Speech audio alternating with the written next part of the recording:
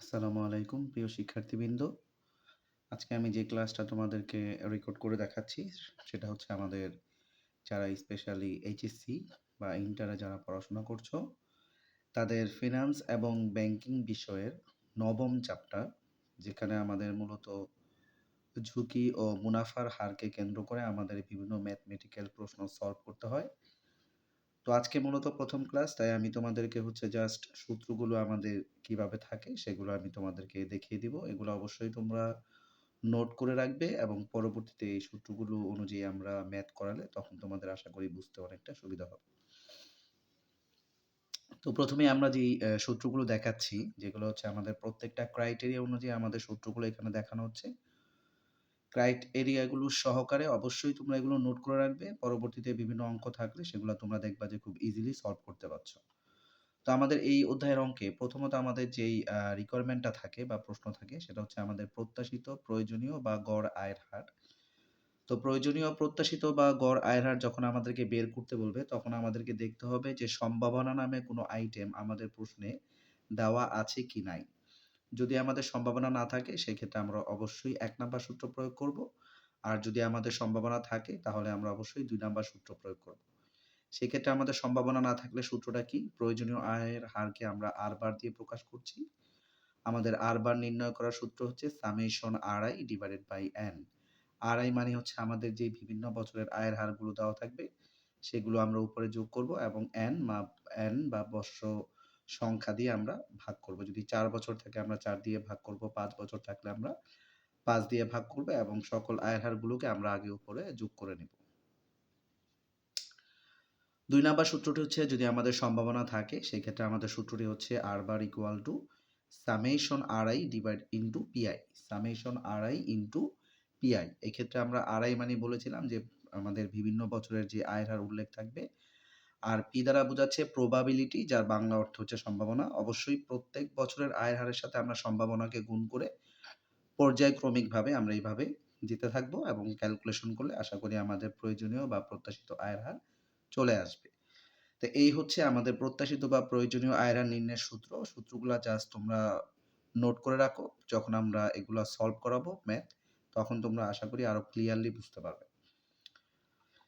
এরপরে আমাদের যে পরবর্তী রিকোয়ারমেন্টটি চাই সেটা হচ্ছে আমাদের আদর্শ বিচ্যুতি,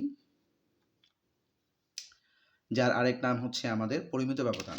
আমাদের আদর্শ বিচ্যুতির আরেক নাম হচ্ছে পরিমিত ব্যবধান। এই ক্ষেত্রে আমাদের ক্রাইটেরিয়া দুটি। যদি আমাদের সম্ভাবনা না থাকে সেক্ষেত্রে আমরা এই ১ নাম্বার সূত্র প্রয়োগ করব। আর যদি আমাদের সম্ভাবনা থাকে তাহলে আমরা ২ নাম্বার সূত্র প্রয়োগ করব। তো এখানে আমরা আদর্শ বিচ্যুতি বা পরিমিত ব্যবধানকে যেই সিম্বল দ্বারা সিম্বলাইজ করার চেষ্টা করি সেটাকে সিগমা বলে। অনেকে এটা অনেকভাবে দেয়। তো এখানে তোমরা এভাবে আমি দেওয়ার চেষ্টা করেছি। তো আমাদের সূত্রটা কি? সূত্রটা হচ্ছে root over summation RI minus R bar whole square divided by N minus ১। এটা হচ্ছে আমাদের সূত্র। তো RI মানে হচ্ছে প্রত্যেক বছরের আয় এবং আর বার মানে হচ্ছে প্রত্যাশিত আয়। অবশ্যই প্রত্যেক বছরের আয় থেকে প্রত্যাশিত আয়কে বিয়োগ করে আমরা স্কয়ার করে পর্যায়ক্রমিক এইভাবে আমাদের যত বছর দেওয়া থাকবে তত বছর আমরা এইভাবে পর্যায়ক্রমিক যোগ আকারে যেতে থাকবো। নিচে হচ্ছে আমাদের n মাইনাস ১ মানে হচ্ছে বর্ষ সংখ্যা থেকে আমরা ১ বিয়োগ করে যে রেজাল্ট আসবে সেটাকে ভাগ করব। ফাইনালি যখন আমরা রুট করব তখন আমাদের রেজাল্টটা চলে আসবে। আমাদের ২ নাম্বার সূত্র হচ্ছে সম্ভাবনা থাকলে sigma equal to root over summation RI minus R bar whole square into PI। তো এই ক্ষেত্রে আমাদের সূত্রের ফরম্যাটটা হচ্ছে প্রত্যেক বছরের আয় থেকে আমরা আর বারকে বিয়োগ করে স্কয়ার করব। দেন হচ্ছে আমরা আমাদের প্রবাবিলিটি বা সম্ভাবনা দিয়ে গুণ করে এইভাবে যত বছর দেওয়া থাকবে পর্যায়ক্রমিকভাবে আমরা তত বছর যেতে থাকবো। দেন আমাদের ৩ নাম্বার রিকোয়ারমেন্ট যেটি থাকে সেটা হচ্ছে আমাদের বিভেদাঙ্ক, যেটাকে আমরা সিভি দিয়ে প্রকাশ করি, যার পুনরূপ হচ্ছে কোএফিসিয়েন্ট অফ ভেরিয়েশন। তো আমাদের বিভেদাঙ্ক নির্ণয়ের সূত্রটি হচ্ছে sigma divided by R bar into ১০০। তো এখানে সূত্রের মধ্যে যদি আমরা একটু খেয়াল করি যে আমাদের সিগমা দিয়ে কিন্তু আমরা আদর্শ বিচ্যুতি বা পরিমিত ব্যবধানকে বুঝে থাকি এবং আর বার হচ্ছে আমরা প্রত্যাশিত বা প্রয়োজনীয় আয়ের হারকে বুঝে থাকি। সো প্রশ্নে যদি আমাকে বিভেদাঙ্ক নির্ণয় করতে বলে তাহলে কিন্তু আমাকে আগে প্রত্যাশিত বা প্রয়োজনীয় আয়ের হার নির্ণয় করতে হবে। তারপরে আদর্শ বিচ্যুতি নির্ণয় করতে হবে। দেন এদের মানগুলো আমরা বসিয়ে আমরা হচ্ছে সিবির মান বের করে ফেলতে পারবো। তো এই ক্ষেত্রে আমাদের একটু সাবধানতা অবলম্বন করতে হবে যে আমাদের প্রথমেই প্রত্যাশিত বা প্রয়োজনীয় আয়ের হার নির্ণয় করব। দেন হচ্ছে আমরা আদর্শ বিচ্যুতি নির্ণয় করব। দেন আমাদের এই মান দুটো বসিয়ে আমরা ভাগ করে ক্যালকুলেশন করে আমাদের বিভেদাঙ্ক আমরা নির্ণয় করব। এই সূত্রগুলি আমাদের মূলত বেশিরভাগ অঙ্কে চেয়ে থাকে। এরপরে আমাদের যে পরবর্তী যেই ফর্মুলা, যেটা হচ্ছে আমাদের পোর্টফোলিও। পোর্টফোলিও মানে কি সেটা তোমরা অবশ্যই ভালো মতোই জানো যে পোর্টফোলিও মানে হচ্ছে একটি প্রকল্পে বিনিয়োগ না করে একাধিক প্রকল্পে বিনিয়োগ করা। তো একটি প্রকল্পের একাধিক প্রকল্পে বিনিয়োগ করলে যেটা হয়, একেক প্রকল্প থেকে একেক রকম আয়ের হার পাওয়া যায়। তো প্রত্যেক প্রকল্পের আয়ের হারগুলোকে আমরা সমষ্টিগতভাবে যোগ করে তারপর হচ্ছে তাদের বিনিয়োগের অনুপাত দিয়ে আমরা একটা বিশ্লেষণ আকারে পোর্টফোলিও আয় নির্ণয় করব, যাতে সবগুলো প্রকল্পের আয়ের হারকে আমি একসাথে বলতে পারি যে আমাদের পোর্টফোলিও আয়ের হার হচ্ছে এরকম। তো আমাদের পোর্টফোলিও আয়ের হার নির্ণয়ের সূত্রটা দেখো, যে আমাদের এটাকে আমরা সিম্বলাইজ করছি হচ্ছে R/P দিয়ে। R মানে হচ্ছে প্রয়োজনীয় বা প্রত্যাশিত আয়, আর P দ্বারা বোঝাচ্ছে পোর্টফোলিও। তার মানে হচ্ছে আমরা পোর্টফোলিও আয়ের হার এখানে নির্ণয় করছি, সেটা বোঝানো হচ্ছে। এখানে আমাদের অনেকগুলো প্রকল্প থাকতে পারে। তো আমরা মনে করে নিচ্ছি যে আমাদের হয়তোবা ৩ টা প্রকল্প থাকবে। ৩ টা প্রকল্প থাকলে আমরা এভাবে ৩ বার লিখব। যদি আমাদের আরেকটা প্রকল্প থাকে আমরা প্লাস দিয়ে R/D WD, অথবা যদি আমাদের ২ টা প্রকল্প থাকে আমাদের সূত্র এই পর্যন্তই সীমাবদ্ধ থাকবে। তো এখানে আমাদের কয়টা মান আসবে সেটা ডিপেন্ড করবে আমরা কয়টা প্রকল্পে বিনিয়োগ করেছি বা প্রশ্নে কয়টা প্রকল্পে বিনিয়োগের কথা উল্লেখ রয়েছে তার উপর ডিপেন্ড করে আমার এখানে সূত্রের সংখ্যা বাড়তে পারে অথবা কমতে পারে। তো এখানে আমরা কি লিখেছি যে R/A into WA, R/B into WB, R/C into WC। তো R/A মানে হচ্ছে এ প্রকল্পের প্রত্যাশিত আয়, WA মানে হচ্ছে এ প্রকল্পের বিনিয়োগ অনুপাত বা বিনিয়োগের ভার, মানে এ প্রকল্পে আমার কতটুকু অর্থ বিনিয়োগ করা হয়েছে। R/B বি প্রকল্পের প্রত্যাশিত আয়, WB মানে হচ্ছে বি প্রকল্পে আমি কতটুকু অর্থ বিনিয়োগ করেছি তার অনুপাত বা ভার। সেম ওয়েতে R/C হচ্ছে সি প্রকল্পের প্রত্যাশিত আয়, এবং WC মানে হচ্ছে আমি সি প্রকল্পে কতটুকু অর্থ বিনিয়োগ করেছি তার অনুপাত বা ভার। তো এখানে দেখা যাচ্ছে পোর্টফোলিও আয় নির্ণয় করতে গেলে আমাকে কিন্তু আগে প্রত্যেকটা প্রকল্পের R/বার বা প্রয়োজনীয় বা প্রত্যাশিত আয় কিন্তু আমাকে আগে বের করে নিতে হবে। যদি প্রশ্নে এগুলোর প্রত্যাশিত বা প্রয়োজনীয় আয়ের হার উল্লেখ না থাকে তাহলে অবশ্যই আমাকে প্রয়োজনীয় বা প্রত্যাশিত আয়ের হার নির্ণয় করতে হবে। দেন আমাকে পোর্টফোলিও আয়ের হার নির্ণয় করতে হবে। আর ডাব্লিউর মানগুলো এগুলা প্রশ্নে ৩ ভাবে উল্লেখ থাকে। এগুলা নিয়ে আমরা পরবর্তীতে আরেকটা ক্লাস নেব। স্টেপ বাই স্টেপ অঙ্ক আমরা করার পরে। তো এই মানগুলো প্রশ্নে দেওয়া থাকবে। এগুলা জাস্ট মান বসিয়ে আমরা ক্যালকুলেশন করলে আমাদের রেজাল্টটা চলে আসবে। তো এই হচ্ছে আমাদের পোর্টফোলিও আয়। দেন আমরা চলে যাব আমাদের পোর্টফোলিও আদর্শ বিচ্যুতি বা পোর্টফোলিও পরিমিত ব্যবধান। পোর্টফোলিও আদর্শ বিচ্যুতি বা পোর্টফোলিও পরিমিত ব্যবধান নির্ণয়ের ক্ষেত্রে আমাদের ৩ টা বিষয় দেখতে হয়। প্রথমটা হচ্ছে যদি আমাদের সহসম্বন্ধ নামে একটা মান থাকে আমাদের। সহসম্বন্ধের মানটা যদি আমাদের উল্লেখ থাকে সেই ক্ষেত্রে আমাদের পোর্টফোলিও পরিমিত ব্যবধান বা আদর্শ বিচ্যুতির সূত্র হচ্ছে এটি। সহভেদাঙ্ক যদি আমাদের উল্লেখ থাকে সেই ক্ষেত্রে আমাদের পোর্টফোলিও আদর্শ বিচ্যুতির সূত্র হচ্ছে ২ নাম্বার, এটি ব্যবহার করতে হবে। আর সহসম্বন্ধ ও সহভেদাঙ্ক কোনোটিই যদি উল্লেখ না থাকে সেই ক্ষেত্রে আমরা ৩ নাম্বার সূত্র প্রয়োগ করতে পারি। তো আমাদের সহসম্বন্ধ যদি উল্লেখ থাকে, সহসম্বন্ধকে আমরা এই যে আর দিয়ে সিম্বলাইজ করি, যাকে বলা হয় কোরিলেশন। তো সেই ক্ষেত্রে আমাদের সূত্রটা হচ্ছে sigma P equal to root over sigma square A W square A plus sigma square B W square B plus 2 into sigma A sigma B into W A W B into হচ্ছে R A B. এক্ষেত্রে অবশ্যই আমাদের সহসম্বন্ধের মান উল্লেখ থাকবে।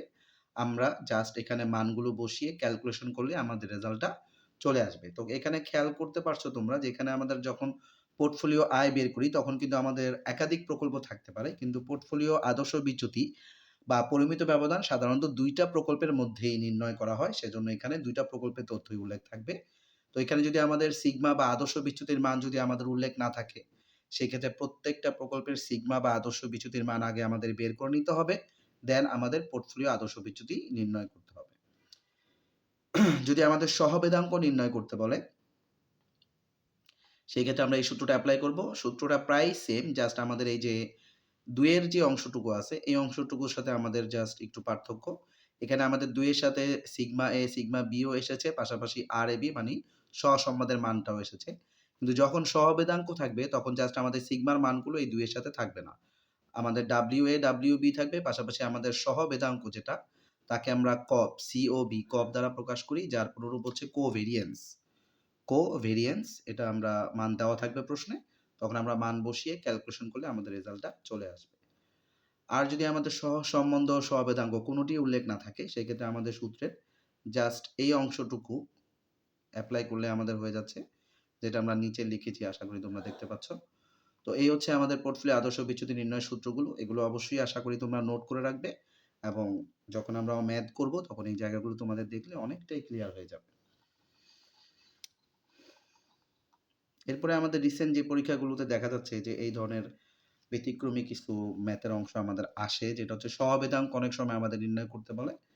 যদি আমাদেরকে সহবেদাঙ্ক নির্ণয় করতে বলে, সেক্ষেত্রে আমাদের প্রত্যাশিত বা প্রয়োজনীয় আয়ের হারের মতো ২ টা বিষয় দেখতে হয়। একটা হচ্ছে সম্ভাবনা না থাকলে এবং আরেকটি হচ্ছে সম্ভাবনা থাকলে।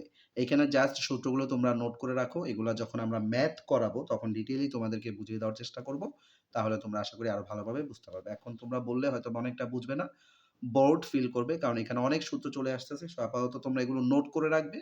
পরবর্তীতে যখন আমরা ম্যাথ করাবো তখন তোমাদের আশা করি অনেকটা ক্লিয়ার হয়ে যাবে। এরপরে আমরা যে পরবর্তী যে সূত্রের অংশে চলে যাচ্ছি, যেটাকে বলি আমরা CAPM মডেল।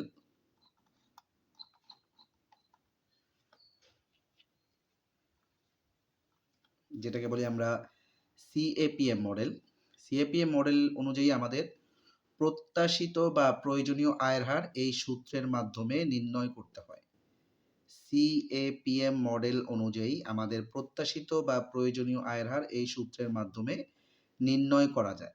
প্রত্যাশিত বা প্রয়োজনীয় আয়ের হার কিন্তু আমরা একদম প্রথমেই তোমাদেরকে দেখিয়েছিলাম যে যেখানে সম্ভাবনা থাকলে বা সম্ভাবনা না থাকলে আমাদের ২ রকম সূত্র ব্যবহার করে প্রত্যাশিত বা প্রয়োজনীয় আয়ের হার নির্ণয় করা যায়।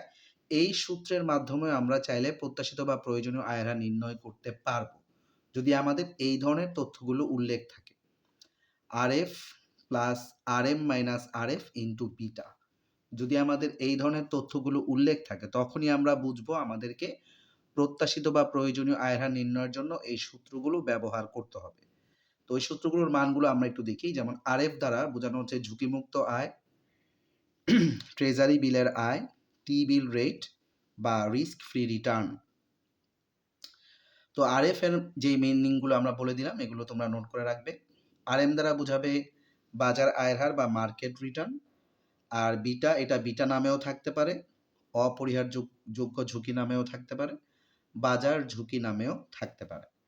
তো এই যে আমরা যে তথ্যগুলো বললাম, এই তথ্যগুলো যদি আমাদের প্রশ্নে উল্লেখ থাকে এবং আমাদেরকে যদি প্রয়োজনীয় বা প্রত্যাশিত আয়ের হার নির্ণয় করতে বলে, তখনই বুঝবো আমাদেরকে এই CAPM মডেলের সূত্র প্রয়োগ করতে হবে। তখনই বুঝবো আমাদেরকে এই CAPM মডেলের সূত্রটি আমাদেরকে প্রয়োগ করতে হবে। এটা আমাদের খেয়াল রাখতে হবে যে CAPM মডেল মানে হচ্ছে আমাদের যদি এই ধরনের তথ্যগুলো আমরা দেখতে পাই, তখনই আমাদেরকে বুঝতে হবে যে আমাদের CAPM মডেল অনুযায়ী আমরা আমাদের সূত্র ব্যবহার করে মান বের করব। তো আশা করি শিক্ষার্থীরা তোমরা সূত্রের বিষয়গুলো খুব ভালোভাবে খেয়াল করেছো এবং অবশ্যই এগুলো নোট করে রাখবা এবং পরবর্তী ক্লাসে আমরা একটা ম্যাথ সলিউশন করে, একাধিক ম্যাথ সলিউশন করে তোমাদের বিভিন্ন সমস্যা আমরা সমাধান করার চেষ্টা করব। আজকে এ পর্যন্তই। আসসালামু আলাইকুম।